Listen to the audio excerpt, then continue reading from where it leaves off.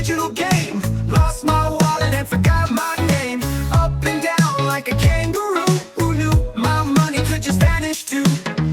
Mining dreams with a pickaxe app. Electric bill gave my wallet a slap. NFTs of cats in a hat. What am I doing? I can't handle that. Crypto crazy, it's a digital game.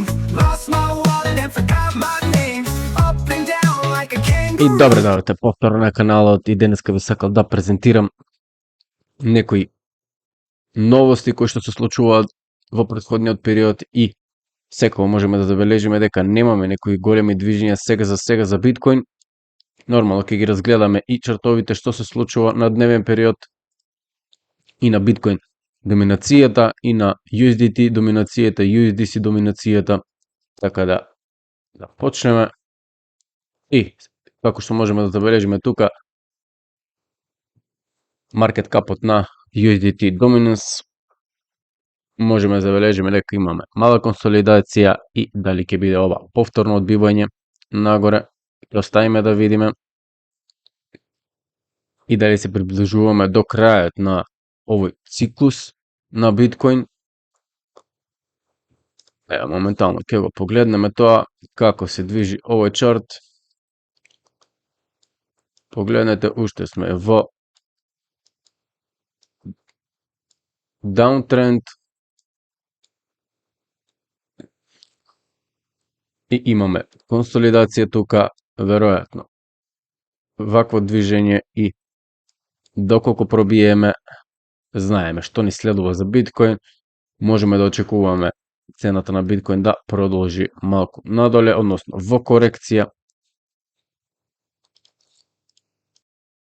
Така да сега за сега технички причини немаме дека биткоин ќе се придвижи надоле уште, но можеме да ги очекуваме во следниот период.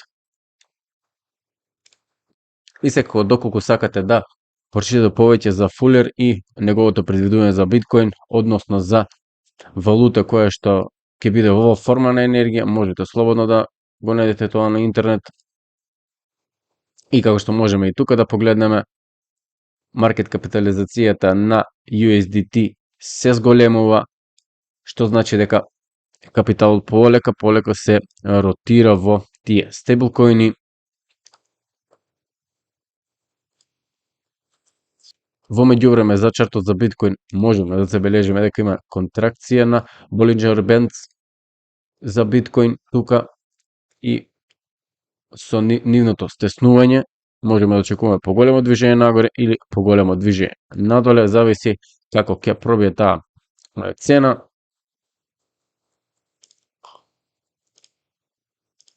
И во меѓувреме сите зборуваат за изгубената декада која што би требало да се случи, како што и претходно се случува, можеме да погледнеме изгубено време тука, некоја консолидација и потоа продолжување нагоре во следните години. Исто и тука можеме да погледнеме и дали тој период набрзо ќе стане реалност и на овој чарт за S&P 500 да имаме вакво движење и потоа полека во следните години повторно да се придвижиме нагоре. Останува да видиме. И имаме уште некои идеја за биткоин чартот, доколку можеме да ја погледнеме тука, имаме обсек тука еден кој што сега за сега е пробиен и може да имаме тука мала консолидација и доколку ова манипулација очекувам мало движење до 130.000 може би тука некаде и повторно пат.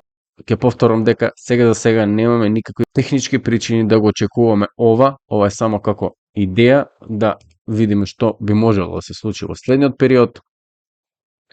Како што кажав дека се уште сме во булиш моментум, можеме да го погледнеме и тука дека се уште имаме потенцијал за движење нагоре.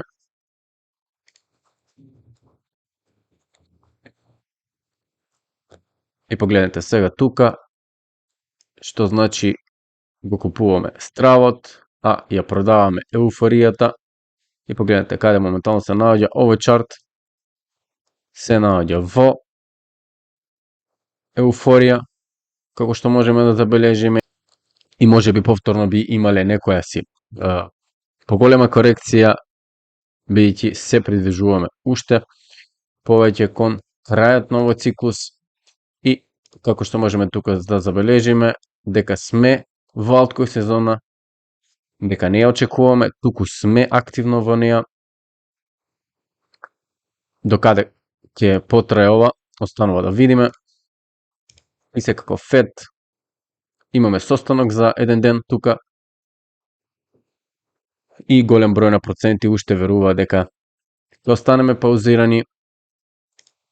И погледнете сега, тука Google Trends немаме никакво подобрување, доколку поставиме одредена тренд линија тука, вака имаме мал пробив. То би можело да значи дека би имале уште некое движење нагоре, како што се приближуваме кон крајот на годината и како што можете да забележите тука сме имале огромен скок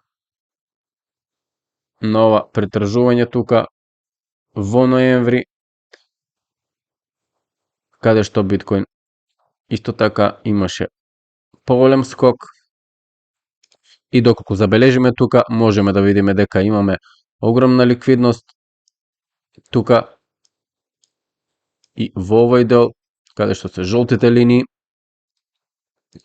можеме да забележиме дека тие се на 120.000, што значи дека би можеле да имаме одреден скок нагоре, да го собереме ова ликвидити тука и можеби повторно да се придвижиме надоле. По ова не можеме да знаеме што сакат маркет мейкерите да направат, но моментално сме во некоја си мала консолидација и секако сега можеме да погледнеме и биткоин чартот.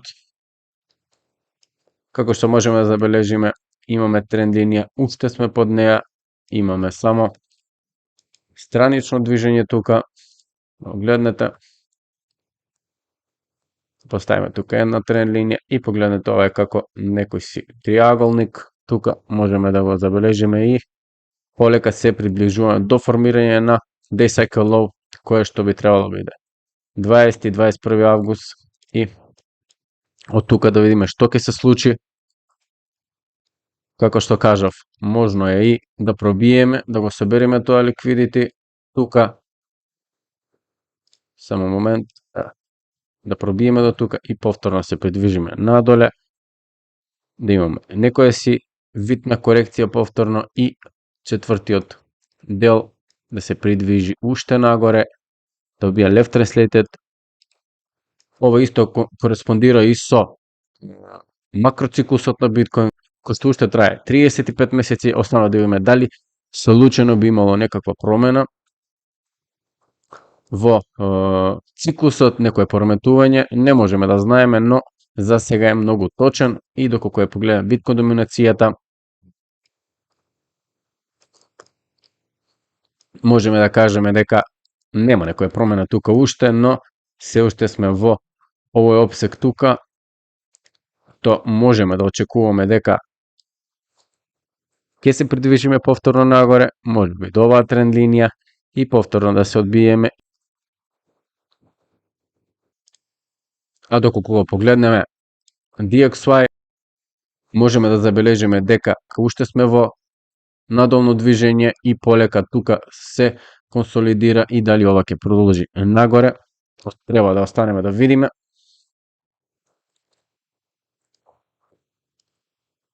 И сега уште да погледнеме за VIX индикаторот, погледнете полека исто така паѓа, сега за сега ја проби оваа втора тренд линија и веројатно ќе се придвижи до оваа. Да го погледнеме сега и златото. Златото мислам дека многу брзо треба да го формираме day cycle low и да направиме некое движење нагоре и да продолжиме нагоре. Тоа е тоа што можеме да го очекуваме за златото.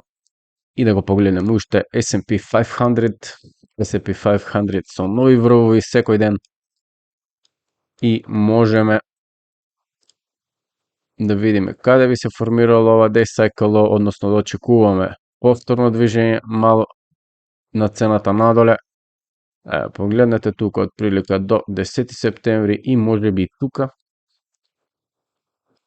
ќе го формираме третиот дел од овој weekly cycle и зашто да не го добиеме и ова и тука и подоцна да добиеме повторно bear market и тука, така да останува да видиме што ќе се случи.